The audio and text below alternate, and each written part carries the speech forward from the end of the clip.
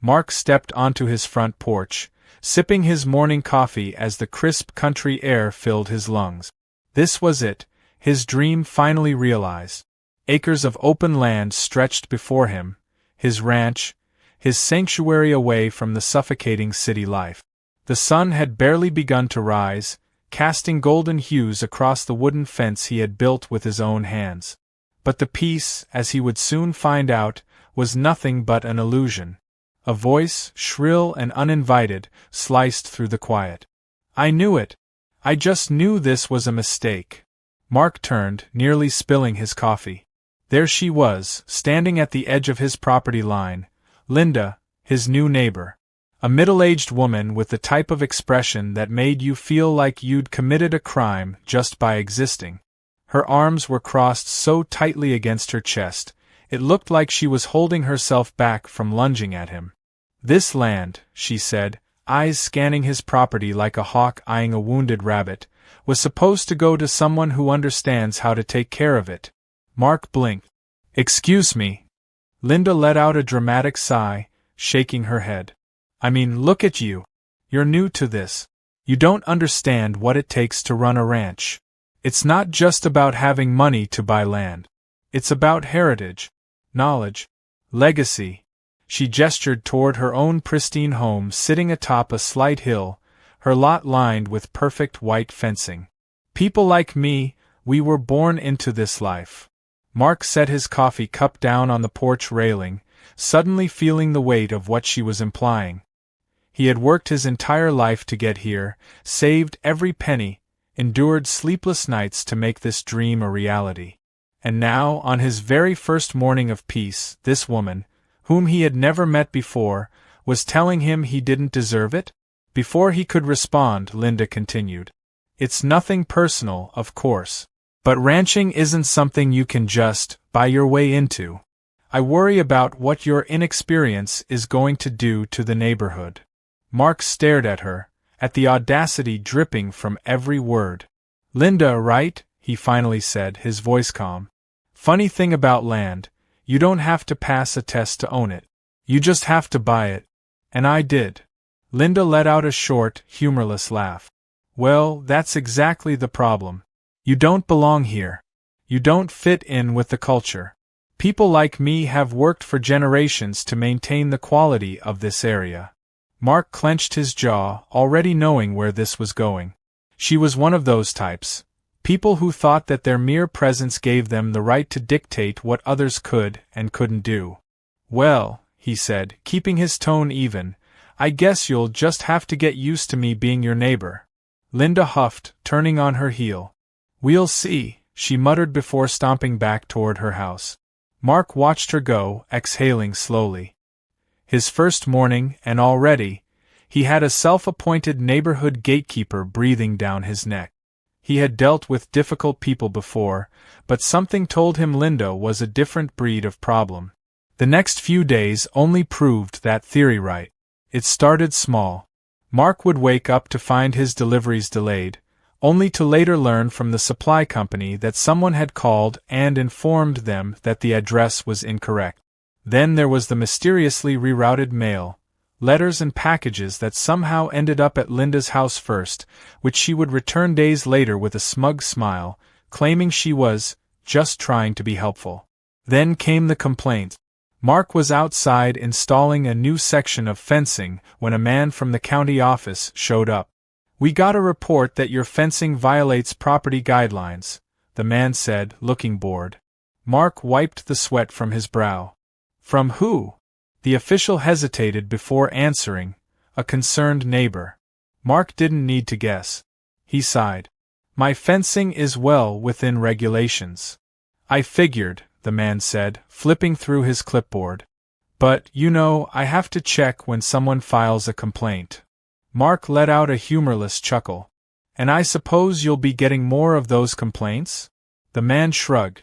"Wouldn't be surprised." Sure enough, they kept coming. Reports about imaginary noise violations, accusations that his animals were improperly cared for, even though he didn't even have livestock yet. Each one more ridiculous than the last. Then, one afternoon, the real bombshell dropped. Mark had just finished repairing a section of his barn roof when his phone buzzed with a message from a friend in town. You might want to head to the zoning board's office. Your neighbor is trying to have your land rezoned. Mark's blood ran cold. He jumped into his truck, speeding toward the town hall. By the time he arrived, Linda was already there, speaking in her most persuasive voice to a group of officials. This area is known for its rich history and commitment to proper ranching, she was saying. We simply can't have just anyone coming in and disrupting that balance. I propose a reassessment of the zoning to ensure that land in this district is only used for its intended, traditional purposes. Mark stepped forward, making his presence known. And by traditional purposes, you mean for people you approve of? Linda turned, feigning surprise. Oh, Mark. I didn't see you there. Mark crossed his arms. Cut the act. You're trying to sabotage my ranch. Linda gasped, clutching her chest as if personally wounded. Sabotage? Oh, don't be ridiculous. I'm merely looking out for the integrity of our community. Mark glanced at the board members. Let me get this straight. You want to change the zoning rules just because you don't like who bought the land next to you? Linda straightened her posture. I wouldn't put it so crudely, but yes. We have standards to maintain. One of the officials cleared his throat. Ms. Caldwell, zoning laws aren't based on personal preference. Linda's face twitched, her lips pressing together in frustration. Mark took a step closer. You can't change the fact that I own this land. And you definitely can't change the fact that I'm not going anywhere. For the first time, Linda looked uncertain. She had expected to steamroll over him, expected him to back down. But Mark wasn't about to let her win. As he left the office, an idea began to form. Linda wanted control over everything? Fine. He'd give her something she could never control. It wasn't until later that night, as he looked over the county's property listings, that he found the perfect way to get even. Because as fate would have it, there was an empty lot for sale. And it was right next to Linda's house. Mark sat at his kitchen table, staring at the real estate listing glowing on his laptop screen. The lot next to Linda's house was up for sale. It almost felt like the universe was handing him an opportunity on a silver platter. She had spent weeks trying to push him out, making it her personal mission to prove he didn't belong in the neighborhood. But now, he had a way to turn the tables. If she hated having him as a neighbor on one side, how would she feel if he owned the land on both sides of her? The thought alone made him smirk. He called the real estate agent first thing in the morning. The seller was eager to offload the property, and after a few negotiations, Mark managed to secure it. He kept the entire process under wraps, making sure Linda wouldn't catch wind of what was happening. The last thing he needed was her trying to interfere, and knowing her, she'd find some ridiculous way to stall the sale if she had even the slightest suspicion of his involvement. Days passed, and the deal was finalized. Mark officially owned the lot. The moment he received the confirmation email, he sat back in his chair, exhaling deeply. He could already imagine the look on Linda's face when she found out. But he wasn't going to tell her just yet. No, he wanted her to learn the hard way. Linda, of course, had no idea. In fact, she was practically glowing with excitement that week. Mark saw her outside several times, standing at the edge of her driveway and watching the vacant lot as if waiting for something. He quickly realized she was hoping for a certain type of buyer. Someone she could mold into her ideal neighborhood companion. One afternoon, as Mark was hauling supplies out of his truck, Linda strolled over with a smug expression. I heard the lot next door is getting a buyer soon, she said, her voice dripping with anticipation. I certainly hope it's someone who understands the values of our community. Mark leaned against his truck, trying to suppress his amusement. Oh yeah? What kind of neighbor are you hoping for? Linda beamed. Oh, someone refined. Someone with a deep appreciation for country living. Not just anyone. Mark nodded slowly. Sounds like you've got a whole wish list. Well, of course, Linda said, laughing lightly. This neighborhood has a reputation to maintain. We can't just let it turn into a free-for-all. Thankfully, I have connections with the local real estate network. I might even meet the buyer myself and offer a few friendly suggestions about how things are done around here. Mark barely held back a grin. I'm sure they'll appreciate that. Linda clasped her hands together. Oh, I have a good feeling about this. Whoever it is, I know they'll be a much better fit for the neighborhood. Mark nodded again. I guess we'll see. Linda sauntered away, clearly satisfied with herself. Mark watched her go, shaking his head. The irony of the situation was almost too good. A few days later, Linda's excitement reached new heights. Mark spotted her in her front yard, chatting animatedly with another neighbor. She kept gesturing toward the empty lot, speaking with enthusiasm, as if she were personally responsible for ensuring only the right kind of people moved in. Then came the moment Mark had been waiting for. The official announcement of the sale was posted in the local property records, making it public knowledge. It didn't take long for the news to reach Linda. Mark was outside repairing a section of his fence when he heard it. A sharp, startled gasp followed by a high-pitched shriek. What? He turned just in time to see Linda standing in her driveway, her phone clutched in her hands, her face twisted in disbelief. Her eyes darted wildly between the screen and the vacant lot. Mark set down his tools and casually strolled over. Something wrong, Linda? She snapped her head toward him, her expression a mix of shock and horror. You bought it? Mark shrugged. Yeah. Seemed like a good investment. Linda looked as if her soul had left her body. She opened and closed her mouth several times before managing to speak. But why? Mark crossed his arms. Why not? I figured since I was already your neighbor, it'd be nice to expand a little. Linda's jaw clenched. This is not happening. You can't just own both sides of my house. That's not how this is supposed to work. Mark smirked. Oh, but it is. Linda let out a frustrated noise, gripping her phone so tightly Mark was surprised it didn't shatter. You need to sell it. Immediately. There are people who actually want to buy this land for the right reasons. Mark tilted his head. And what exactly are the right reasons, Linda? She sputtered, struggling to form a coherent response. People who appreciate the values of this neighborhood. People who belong here. Mark's expression darkened slightly. You mean people you approve of? Linda's face burned red. That's not what I meant. Mark nodded slowly. Well, either way, I own it now. And I've got plans. Linda's eyes narrowed. What kind of plans? Mark let the question hang in the air for a moment before grinning. Oh, you'll find out soon enough. Linda took a step forward. Listen, I'm willing to make you an offer. I'll buy the lot from you at a fair price. Mark laughed. Fair price? Let me guess, you'll lowball me and act like you're doing me a favor. Linda's expression twitched. It's better than you wasting the land. Mark rubbed his chin, pretending to consider it. Nah, I think I'll keep it. Linda's nostrils flared. You're doing this just to spite me. Mark raised his hands innocently. Now, Linda, that would be petty. I'm just a guy who enjoys a good investment. Linda muttered something under her breath, then whirled around and stomped back to her house. Mark chuckled, shaking his head. She wasn't going to let this go easily. He had no doubt she'd try every trick in the book to make him change his mind. But what she didn't know was that he had already thought several steps ahead. He had plans for the lot, all right. Plans that were going to drive her absolutely insane. For the next few days, Linda tried everything. She filed complaints, citing imaginary zoning violations.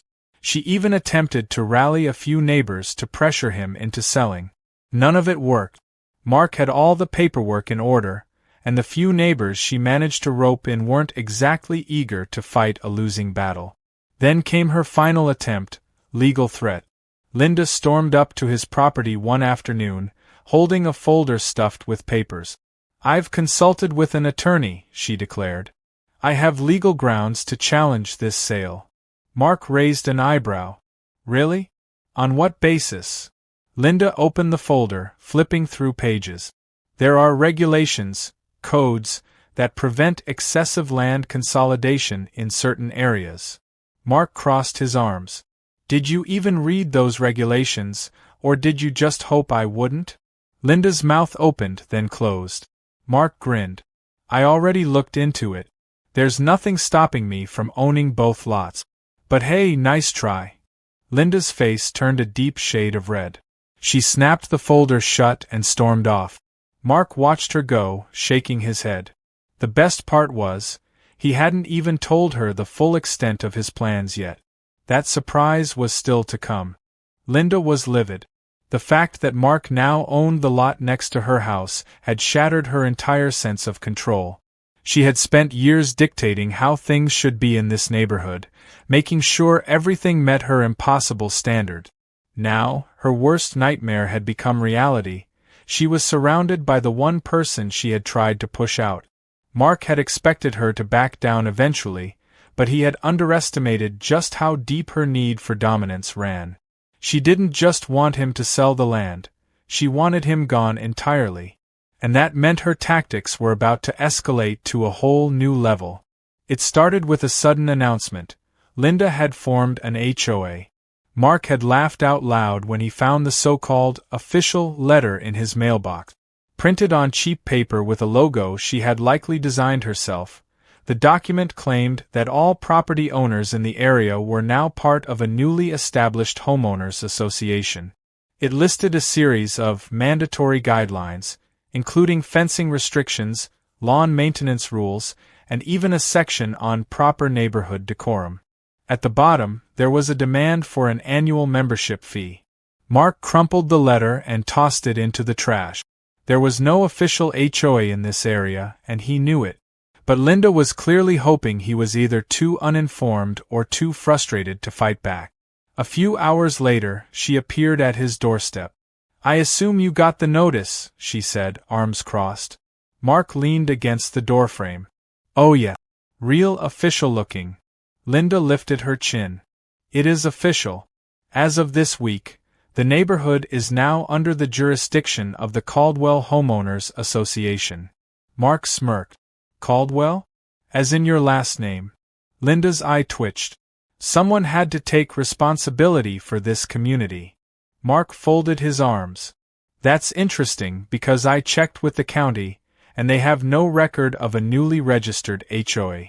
That means your little group has no legal authority. Linda's smug expression faltered for just a moment before she recovered. We're still in the process of filing the proper paperwork. Mark nodded slowly. Well, let me know when you get that sorted out. Linda's smile thinned. You can either comply with the guidelines or prepare to deal with the consequences. Mark raised an eyebrow. Consequences? Linda let out a fake laugh. Oh, don't be so dramatic. I just mean that non-compliance comes with certain challenges. Mark tilted his head. Like? Linda waved a hand. Oh, you know. Complaints, reports, official notices. The sort of things that make life difficult for people who refuse to be team players. Mark grinned. You mean harassment? Linda's smile froze in place. Mark chuckled. Listen, Linda, I don't answer to you. And I sure as hell don't answer to a fake HOA. Linda's lips pressed into a thin line. You'll regret this. She turned on her heel and marched back to her house. Mark sighed. She was getting desperate, which meant things were only going to get messier. Sure enough, the next few weeks were pure chaos. Linda flooded the county office with complaints, some so ridiculous that even the clerks had trouble keeping a straight face. One report claimed that Mark's property was an eyesore that was lowering the neighborhood's property values. Another accused him of unauthorized agricultural activity because he had a small vegetable garden. None of them stuck. But that didn't stop Linda from trying. Then came the zoning complaint. Linda had somehow convinced a city inspector to visit Mark's property, claiming he was violating land use regulations. But Mark had already done his homework, and when the inspector arrived, he had every document ready. Looks like you're in perfect compliance, the inspector had said, shaking his head. Not sure why I was even called out here. Mark had just smiled. I have a pretty good idea. The real breaking point, however, came when Linda realized she couldn't force him out legally. That was when Mark decided it was time for the final move. For weeks, he had been planning the perfect way to get under Linda's skin. Buying the lot next to her house had been satisfying, but now, he wanted to make sure she understood that she couldn't control everything. One morning, construction crews arrived at the empty lot. Linda, who had been watching his property like a hawk, came storming over the second she saw them unloading materials. "What is going on?" she demanded. Mark smiled. "Oh, just getting started on a little project." Linda's eyes narrowed. "What kind of project?" Mark gestured toward the workers. "I'm turning this lot into a community dog park and barbecue area." Linda went pale. "A what?" Mark pulled a rolled-up blueprint from his back pocket and unrolled it. "See, I figured this town could use a nice open space where people can bring their dogs to run around. And right over here, I'm putting in a barbecue pit and picnic area. You know, for neighborhood gatherings." Linda looked like she might faint. "You can't do that." Mark shrugged. "Sure I can. It's my land." Linda's breathing became rapid. "This is a residential neighborhood. This kind of thing doesn't belong here." Mark smirked. "Oh, I checked with the county. It's totally within the zoning regulations." Linda clutched her head. "You did this on purpose." Mark grinned. "Oh, absolutely." For the next few weeks, Linda was in full meltdown mode. She filed complaints, tried to rally the neighbors, even attempted to bribe the contractors to stop work. Nothing worked. By the time the dog park and barbecue area were completed, Linda looked like she had aged 10 years. The grand opening was a neighborhood event. People brought their dogs, kids played on the grass, and the smell of grilled food filled the air. Linda, of course, refused to step outside, watching from her window with a look of pure misery. Mark, holding a plate of ribs, made sure to give her a friendly wave. She lasted exactly 3 months.